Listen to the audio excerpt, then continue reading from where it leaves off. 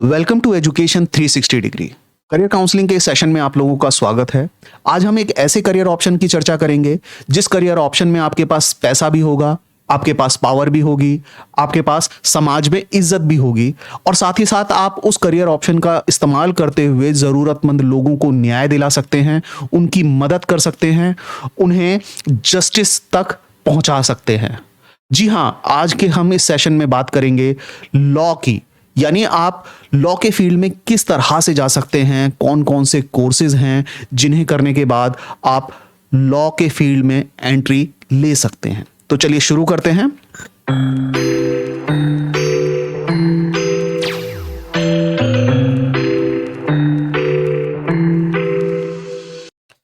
देखिए, लॉ के फील्ड में जाने के लिए आपको दो रास्ते मिलते हैं। पहला रास्ता ओपन होता है आफ्टर 12th और दूसरा रास्ता ओपन होता है आफ्टर ग्रेजुएशन।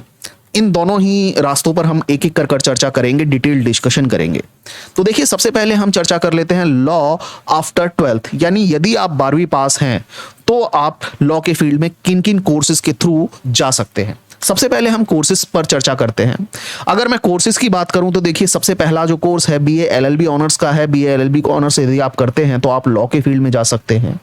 उसके अलावा आप एलएलबी बीकॉम ऑनर्स कर सकते हैं। इसके साथ साथ आप एलएलबी बीबीए ऑनर्स चाहें तो कर सकते हैं।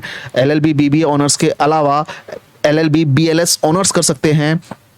आप एलएलबी बीएससी ऑनर्स कर सकते हैं। आप बीटेक एलएलबी ऑनर्स कर सकते हैं। लेकिन फर्क क्या है?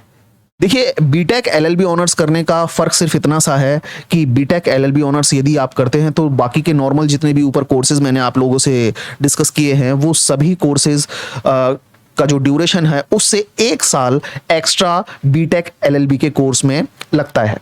अब अगर हम इन कोर्सेज के ड्यूरेशन की बात करें तो ड्यूरेशन है 5 ईयर, यानी BA LLB, BCom LLB, LLB BBA, LLB BLS और एलएलबी बीएससी, इन सभी का ड्यूरेशन है 5 ईयर, सिवाय बीटेक एलएलबी के। मैंने जैसा कि आप लोगों को बताया कि बीटेक एलएलबी में 1 साल फालतू लगेगा, यानी बीटेक एलएलबी 6 ईयर का कोर्स है।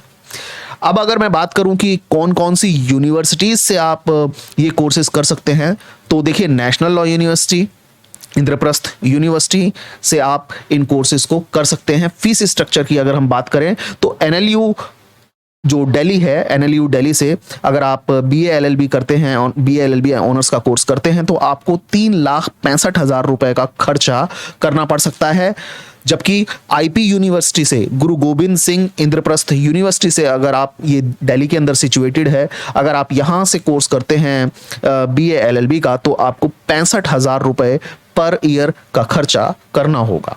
तो देखिए, ये सारे वो ऑप्शन हैं जो आप आफ्टर 12th कर सकते हैं लॉ के फील्ड में जाने के लिए। अब अगर हम बात करें कि लॉ आफ्टर ग्रेजुएशन कि क्या क्या ऑप्शन हैं, अगर आप ग्रेजुएट हैं, आपने ग्रेजुएशन कंप्लीट किया हुआ है, तो आप लॉ के फील्ड में अगर जाना चाहें तो कौन कौन से कोर्सेज कर कर आप लॉ के फील्ड में जा सकते हैं। तो सबसे पहले कोर्सेज की अगर मैं बात करूं तो कोर्स एलएलबी का है। सिंपल एलएलबी यहां होती है। एलएलबी करने के बाद आप लॉ के फील्ड में जा सकते हैं। अगर ड्यूरेशन की बात करूं एलएलबी के, तो एलएलबी का ड्यूरेशन है 3 इयर्स का। अगर मैं ये बात करूं कि कौन कौन सी यूनिवर्सिटीज से आप एलएलबी का कोर्स कर सकते हैं, तो देखें, यहां सबसे इंपॉर्टेंट बात यह है कि यूनिवर्सिटी ऑफ दिल्ली एलएलबी का 3 ईयर कोर्स कराती है। नेशनल लॉ यूनिवर्सिटी बहुत सारे स्टेट्स में अवेलेबल है, एलएलबी 3 ईयर का कोर्स कराती है। इसके अलावा Indraprastha university LLB 3 year course कराती है, जो कि दिल्ली में सिचुएटेड है। अगर मैं ये बात करूं कि फीस स्ट्रक्चर क्या होगा एलएलबी 3 ईयर के कोर्स का, तो डीयू का जो फीस स्ट्रक्चर है वो 4,500 रुपए पर सेमेस्टर, यानी लगभग 9,000 रुपए आपको पर एनम पर ईयर आपको खर्च करना होगा। इसके अलावा मैं बात करूं एनएलयू बेंगलुरु से, तो वहां आपको 3,30,000 पर एनम का खर्चा करना पड़ेगा एलएलबी 3 ईयर के कोर्स में। इसके अलावा मैं बात करूं गुरु गोविंद सिंह आईपी यूनिवर्सिटी की, जिसे मैं इंद्रप्रस्थ यूनिवर्सिटी बोल रहा हूं, वो 65,000 रुपीज पर ईयर का खर्चा आप लोगों से लेती है एलएलबी 3 ईयर के कोर्स के अंदर। और ये फीस स्ट्रक्चर है ग्रेजुएशन के बाद एलएलबी करने के। आइए अब हम चर्चा कर लेते हैं करियर आफ्टर लॉ की। आपने एलएलबी कर ली है, अब आपके पास करियर में कौन कौन से ऑप्शंस अवेलेबल होंगे उन पर एक एक कर कर चर्चा करते हैं। देखें, सबसे पहला जो ऑप्शन है, आप as a advocate law practice कर सकते हैं। आप चाहे डिस्ट्रिक्ट कोर्ट में प्रैक्टिस कीजिए, आप चाहे हाई कोर्ट में प्रैक्टिस कीजिए, ये आपके ऊपर डिपेंड करता है। लेकिन करियर की अगर मैं बात करूं तो एलएलबी करने के बाद सबसे ज्यादा जो चूज किया जाने वाला ऑप्शन है वो है as a advocate law practice करने का। इसके अलावा आपके पास दूसरा ऑप्शन होता है कि आप किसी लॉ फर्म को ज्वाइन कर लें और वहां नौकरी करें और लॉ के फील्ड में अपने एक्सपीरियंस को बढ़ाएं। तीसरा ऑप्शन आपके पास एलएलबी करने के बाद ये होता है कि आप पीसीएस जे की प्रिपरेशन करें और डायरेक्ट सिविल जज लोअर जुडिशरी में आप एलएलबी करते ही अप्लाई कर सकते हैं। लेकिन कुछ सालों के बाद, जैसे 7 साल के बाद, आप हायर जुडिशरी में सिविल जज बनने के लिए एलिजिबल हो जाते हैं। अगर मैं एलएलबी की फील्ड के एक और करियर की बात करूं तो यहां टीचिंग का करियर ऑप्शन भी अवेलेबल है, लेकिन थोड़ा सा ट्विस्ट है।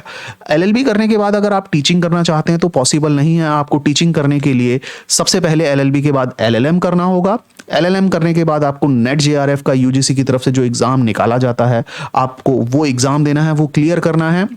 और उसके बाद आप पीएचडी अगर कर लेते हैं तो आप लॉ के स्टूडेंट्स को पढ़ाने के लिए एलिजिबल हो जाते हैं।